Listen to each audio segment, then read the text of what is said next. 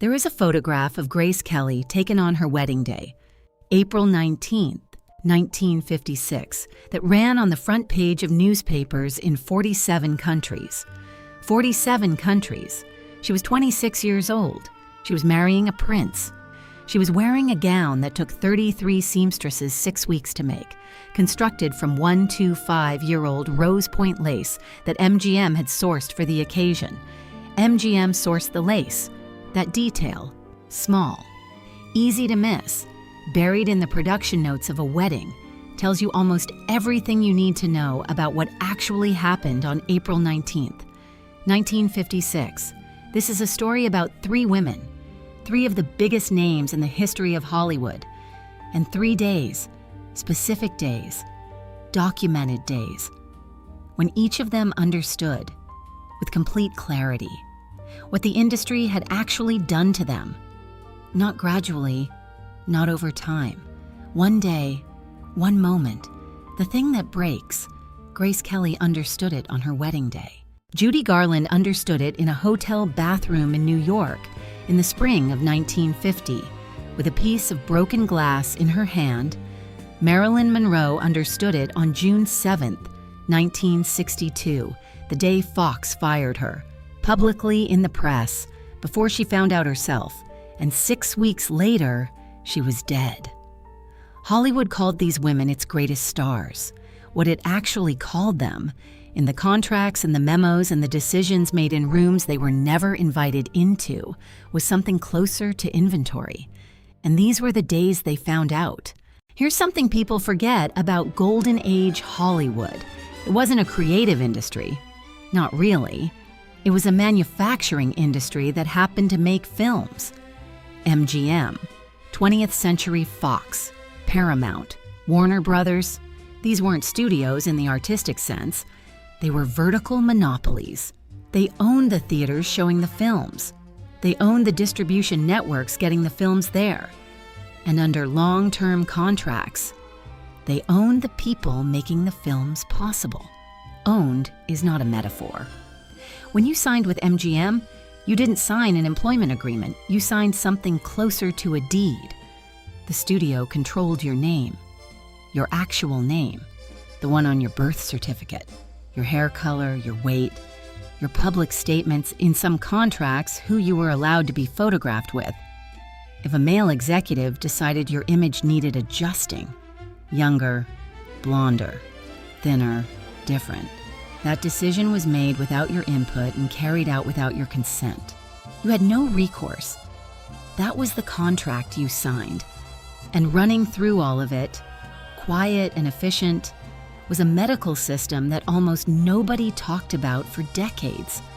Every major studio had doctors on retainer. Not doctors whose job was to keep people healthy. Doctors whose job was to keep people working. Their salary came from the studio. Their continued employment depended on the studio's satisfaction. Their patient, in any meaningful sense, was the production schedule, Benzedrine, amphetamine, to suppress appetite and hold performers upright through 16, 18-hour days, barbiturates when the Benzedrine made sleep impossible. More Benzedrine when the barbiturates made waking impossible. Repeat, indefinitely, not in back rooms, not secretly. This was the standard of care. Doctor. Lee Siegel worked as a physician for 20th Century Fox. Years later, he told biographer Anthony Summers flat out, in those days, pills were seen as another tool to keep stars working. The doctors were caught in the middle. If one doctor would not prescribe, there was always another who would. Everyone was using pills. Everyone. Debbie Reynolds found out what that meant when she was shooting Singin' in the Rain. Her personal doctor told her to take a week off.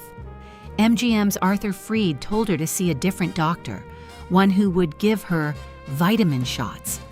Reynolds later wrote, "These were possibly the same vitamins that ruined Judy Garland.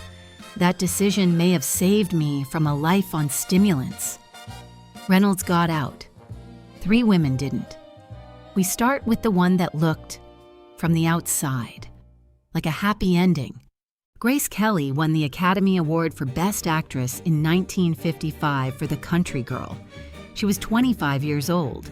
Alfred Hitchcock called her the perfect Hitchcock blonde, by which he meant, and said openly, that she projected intelligence and sensuality simultaneously in a way that almost no other actress could manage. Cary Grant said she was the only woman he'd worked with who made him feel he needed to raise his game. If you saw Rear Window, and if you are of a certain age, you almost certainly did, you remember exactly what Grant meant. The way she moved through a scene, the way she listened. Most actors act when they're talking. Grace Kelly acted when she was still. That stillness, that extraordinary controlled presence, was not something anyone had taught her. It was just who she was, and MGM was about to trade her away. By 1955, studio head Doris Sherry had decided Grace Kelly's commercial value was declining. The films she wanted, more dramatic, more demanding, the kind of work her talent was actually built for, were not the films generating the returns the studio needed. What they wanted was lighter, more controllable. Grace Kelly didn't want that. And into this standoff walked Prince Rainier III of Monaco. Here is what the official story says: a fairy tale. A beautiful actress meets a charming prince at the Cannes Film Festival in May 1955. Romance, courtship, marriage, the end of one life and the beginning of something better. Here is what the documents say. Monaco in 1955 was in financial crisis. The principality's primary revenue source, the Casino de Monte Carlo, was bleeding money. Rainier needed a solution. His advisors had identified the options: a major injection of foreign capital, or a high-profile marriage to an American woman that would generate international tourism and stabilize Monaco's relationship with France, which was threatening annexation if Rainier died without an heir. MGM needed something too. The studio had agreed to finance and distribute a documentary about Monaco, the story of Monaco, in exchange for exclusive film rights to the royal wedding, a wedding that would be watched by 30 million people on television. That would run in cinemas worldwide as a short feature. MGM wasn't just attending Grace Kelly's wedding, MGM was producing it. The studio sourced the dress fabric, the 125 years old lace. They managed the press access. They held the film rights, and they released Grace Kelly from her contract, a contract with 2 years remaining. In exchange for Rainier's cooperation, he got a famous American wife whose face would appear on every magazine cover in the Western world. MGM got a film. Grace Kelly got out of her contract. Nobody asked her what she wanted. She found out what the arrangement actually was in pieces. Not in one conversation, in fragments, over weeks. A detail from a studio lawyer, a clause in an agreement, a conversation with her agent that went sideways in a way she didn't fully understand until later. By the time she understood the full picture, the wedding was 3 weeks away. Judith Balaban Quine, Grace Kelly's closest friend, one of her 6 bridesmaids, and later, author of The Bridesmaids, described a conversation she had with Grace the night before the wedding. They were sitting in Kelly's room at the Hotel de Paris, late. The wedding was in the morning, and Grace Kelly said, "I keep thinking about the contract, about what it means that MGM arranged all this. I feel like I've been traded." Traded, that was the word she used. The following morning, she put on the dress. She walked up the aisle of the Cathedral of Our Lady Immaculate. She married Rainier. The cameras rolled. 30 million people watched. She never made another film. Rainier's constitution, the actual governing legal document of Monaco, did not permit the princess to work as an actress. Not informally discouraged, constitutionally prohibited. Grace Kelly, who Hitchcock had called the greatest actress of her generation, was legally barred from acting by the country she'd married into. Hitchcock approached her in 1962 about Marnie. She wanted to do it.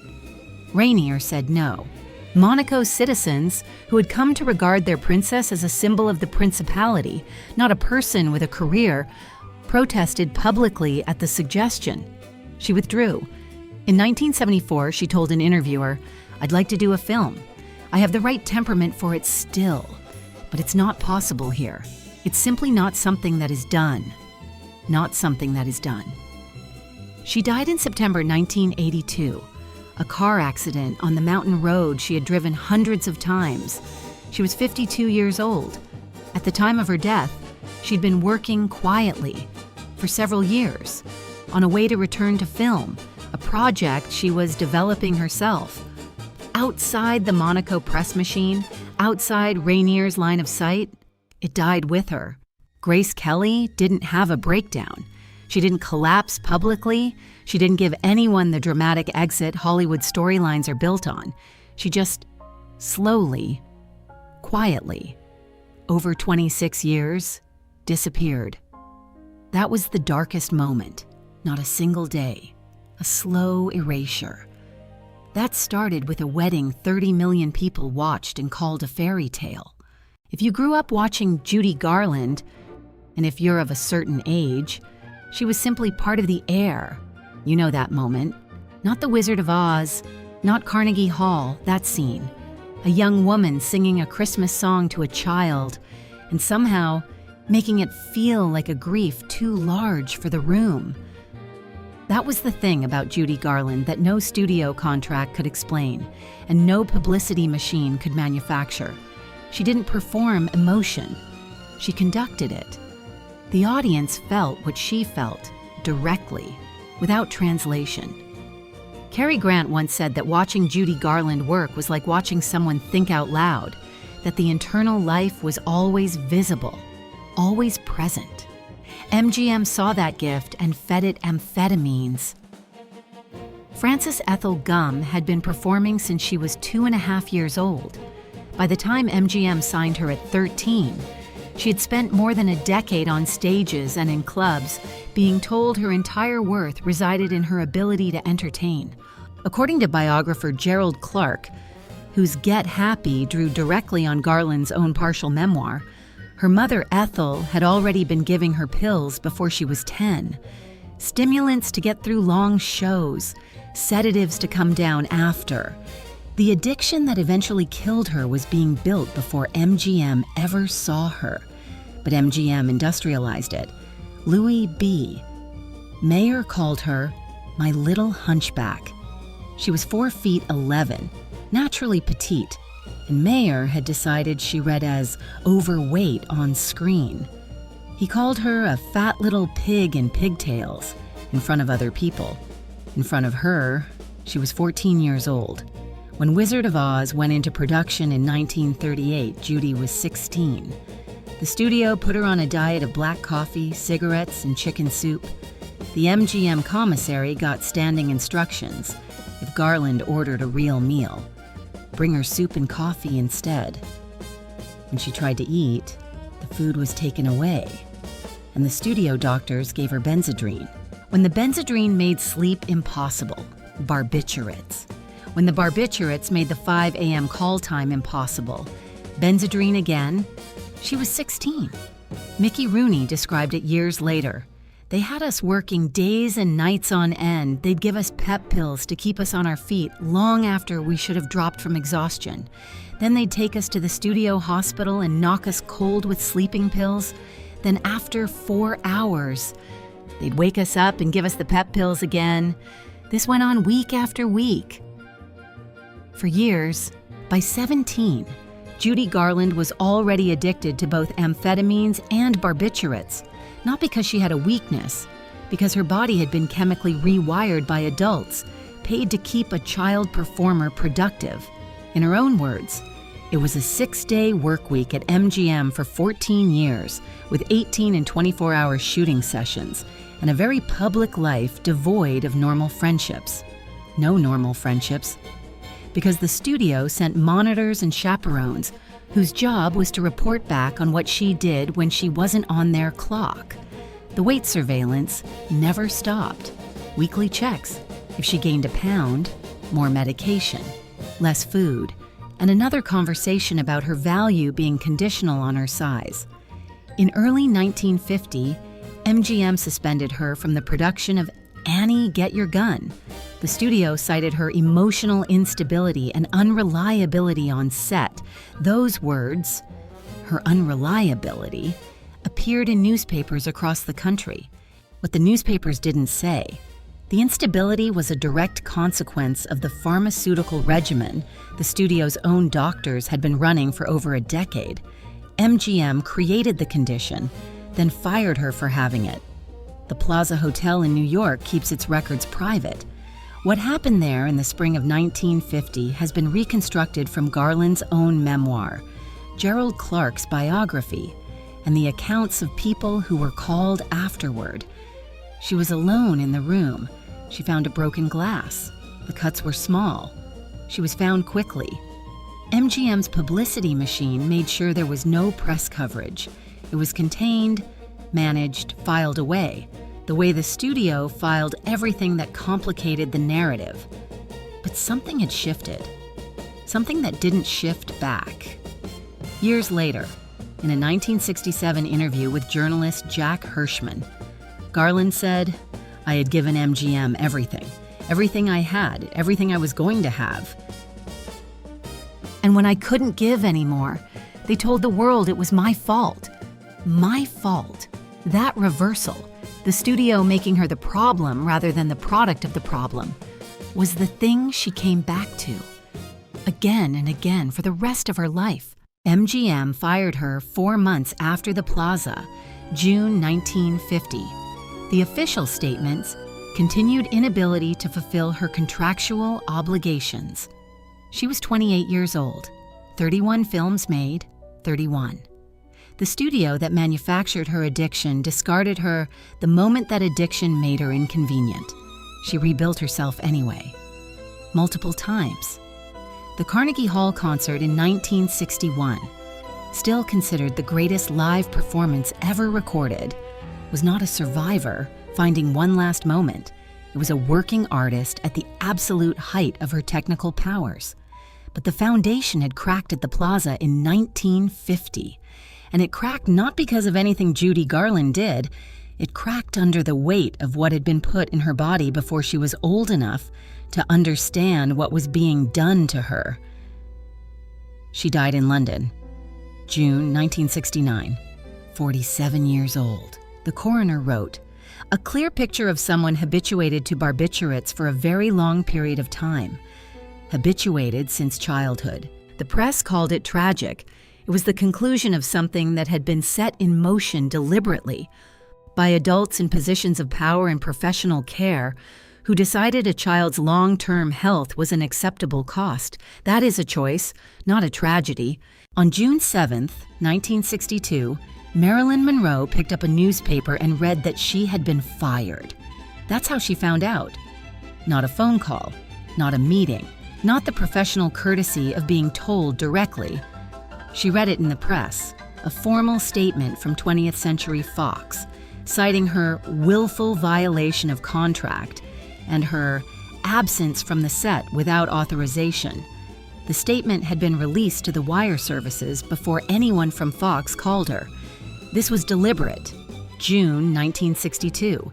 Marilyn Monroe was 35 years old. Something's Got to Give was meant to be her comeback. The film that would reestablish her commercial value after 3 years away from the screen. Fox had $1.5 million already spent on a production behind schedule and over budget. They blamed her for it. The real picture was more complicated. Marilyn Monroe in the spring of 1962 was not simply difficult. She was ill. The pharmaceutical management Fox's studio doctors had maintained for years had left her physically dependent on medications that made consistent performance genuinely hard. Not impossible, hard. Her co-star, Dean Martin, said, in interviews largely overlooked since she was sick. Not difficult, sick. There's a difference.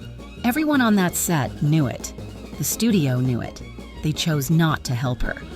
They chose not to help her. There was also the FBI. By June 1962, The Federal Bureau of Investigation had been monitoring Marilyn Monroe for 6 years. The file had started in 1956, her marriage to playwright Arthur Miller, whose communist associations had drawn Bureau attention. By 1962, the surveillance had expanded well beyond Miller. Monroe had become politically inconvenient. Her relationship with John F. Kennedy, ongoing, documented, known to the Bureau, created the kind of security concern that J. Edgar Hoover managed not by ignoring, but by collecting, building files. Accumulating leverage. The Monroe FBI file runs to hundreds of pages. Large sections remain classified. What is visible shows phone taps, informant reports, personal correspondence intercepts, a level of surveillance that goes well beyond anything a Hollywood actress, even a famous one, would ordinarily generate. She was being watched, and she knew it. In the spring of 1962, Monroe told Dr. Greenson she believed her phone was tapped. Greenson initially attributed this to paranoia. He later revised that assessment. Her phone was tapped. On June 7th, Fox fired her publicly before she could respond. The studio statement used words like willful and violation by the evening news cycle. Marilyn Monroe was the story, the difficult star, the unreliable actress, the woman who had cost Fox millions. She gave one interview in response. "Please don't make me a joke. End the interview with what I believe. I don't mind making jokes, but I don't want to look like one. Don't make me a joke." That was June. In the 6 weeks between her firing and her death, Fox began quietly renegotiating to bring her back. The studio had realized, after the pool photographs circulated, after the media attention from the firing, that Monroe was more commercially valuable than they'd calculated. A new contract was being drafted. She died before it was signed. August 4th, 1962. Probable suicide by barbiturate overdose. Probable. The phone records from that night were removed from the telephone company's files in the days immediately after her death. Eunice Murray changed her account of the evening multiple times over the following decades. In 1985, she told a BBC crew that Robert Kennedy had been at the house that night, then stopped talking. Died in 1994. Sergeant Jack Clemens, the first police officer on scene, said Murray was running the washing machine when he arrived, laundering sheets in the middle of the night. After reporting her employer dead, nobody has ever explained the washing machine. What I keep coming back to, what I cannot get past, is the photograph taken on this Something's Got to Give set, 2 weeks before Fox fired her. She's in the pool, laughing at something off camera, laughing the way you laugh when something has actually caught you off guard and surprised you into joy. Not performing, not posing, just laughing. That photograph was taken by a unit photographer named Lawrence Schiller. He sold it to Life magazine. It ran after she died. The woman in that photograph, the one laughing in the water, not knowing, had 6 weeks left. And the institution that had managed her body, her career, and her public image for 15 years was simultaneously firing her in the press and drafting the contract to rehire her. She was worth more to them as a story than as a person. She always had been. 3 women, 3 specific days. Grace Kelly sat in a hotel room in Monaco the night before her wedding and used the word traded. She was right. The most famous wedding of the 20th century was a commercial agreement between a studio and a principality, and she was the commodity that changed hands. She spent the next 26 years living inside that agreement, legally barred from the work she was born to do. And she died on a mountain road, still trying to find a way back. Judy Garland sat in a hotel bathroom in 1950 with a piece of broken glass and understood, in the way you only understand things in the worst moments, that the institution she had given everything to had decided her suffering was her own problem. She rebuilt herself multiple times. And she died 19 years later, still carrying the chemical debt that MGM had put in her body when she was a child. Marilyn Monroe read about her own firing in a newspaper on June 7, 1962. She gave one interview, said, "Don't make me a joke." 6 weeks later, she was dead. The word on her death certificate is still probable. The phone records are still gone. The washing machine has never been explained. The men who made these decisions are largely forgotten. Dora Sherry, the studio lawyers who drafted the Monaco deal, the doctors who signed the prescription pads, the Fox executive who decided a press release was the appropriate way to fire the most famous woman in the world. They're not the ones who became iconic. These women did. Despite everything, because of everything, you grew up watching them. You knew their faces before you knew what any of it meant. And the story you were given about why their lives went the way they did, the tragedy narrative, the difficult women, the stars who couldn't handle the pressure, that story was written by the same people who built the pressure. Grace Kelly was not rescued by a prince. She was transferred to a different kind of contract. Judy Garland was not destroyed by her own weakness. She was destroyed by a studio's strength, its ability to take a child, alter her chemistry, extract what it needed, and move on. Marilyn Monroe did not fall apart. She was dismantled by multiple institutions working in the same direction. And the evidence of how they did it was removed from the record before the ink on the death certificate was dry. You deserve to know this. For a long time, nobody told you.